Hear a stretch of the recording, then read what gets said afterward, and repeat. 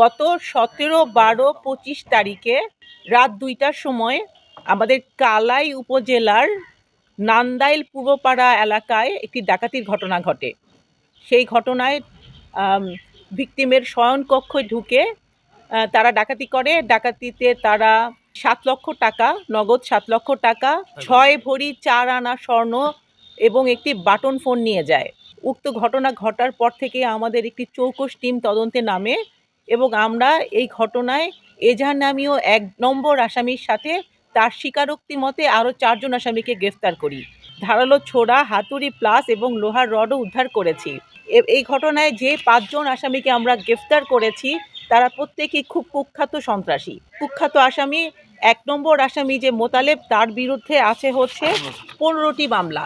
এই 15টি মামলার মধ্যে আছে ডাকাতি, ডাকাতির চেষ্টা, অস্ত্র মামলা, মাদক মামলা। আরও যে অন্যান্য আসামিগুলো আছে, যেমন ধরেন সবুজ আছে, তার বিরুদ্ধে আছে 7টি মামলা, তার বিরুদ্ধেও ডাকাতি, ডাকাতির চেষ্টা, চুরি এ ধরনের মামলা আছে।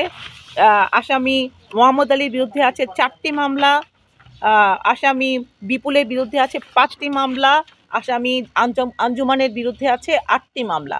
সুতরাং এই যে আসামিগুলো আমরা ধরেছি প্রত্যেকেই খুব কুখ্যাত